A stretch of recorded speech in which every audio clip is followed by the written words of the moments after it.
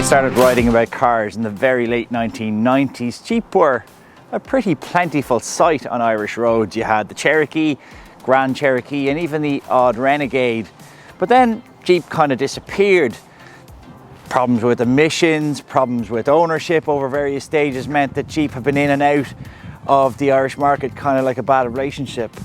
But now things have changed. They are part of the giant Stellantis group, and that means they're being distributed by the Gowan Group here in Ireland, and they sit alongside brands like Honda, Peugeot, Citroën, etc. So the future looks bright, but they've also had to diversify and make the brand more relevant, and for this reason they've electrified this Compass model.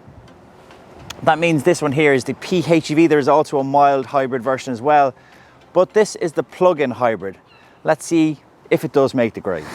Design is a really strong point in this Compass. This is the S model, so it features lots of black inserts. Also features this gorgeous 19-inch black alloy wheels. You've got bi-xenon headlights and this 7-slot grille as well, which is also another classic Jeep design.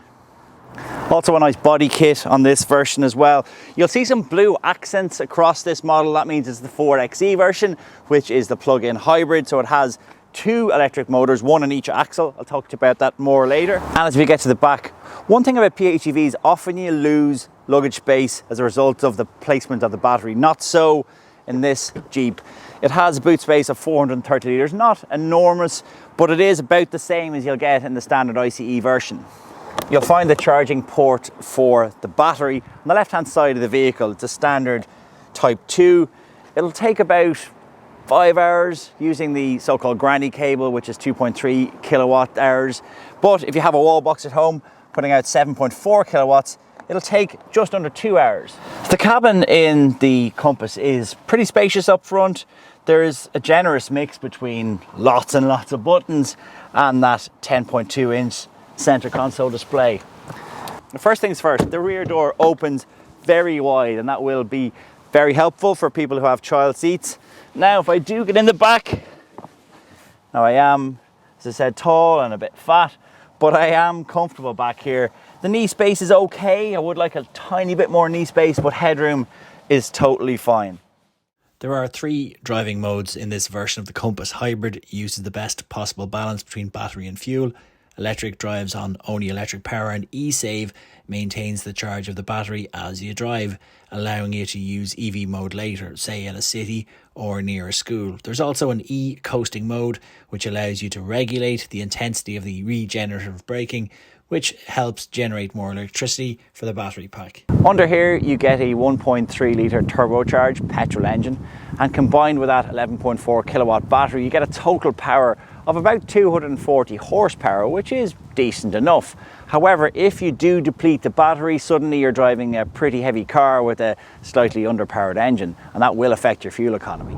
Out in the open road with the Compass, it has decent enough driving manners. Ride is okay, even though it's sitting on these 19-inch wheels.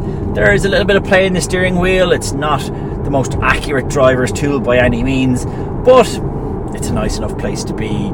It's not the best PHEV out there. You know, there are better options from Kia, Hyundai, Toyota in particular, but it's decent. It's, you know, if you like the shape, which lots of people do, and I really do like the shape, I like the styling, I like that Jeep rugged look, then, you know, if you get this Compass, do get the PHEV, because it's definitely the one to get. So this costs a fiver under 55,000 euros. What else could you get for that money? Well, if you wanted to go full EV, you're starting to fall into the bracket of Volkswagen ID.4, which is Ireland's best-selling EV at the moment. But if you're looking at other PHEVs, you have some tough competition. For me, my favourite PHEV is a Toyota RAV4, an incredibly good car with a much longer EV range.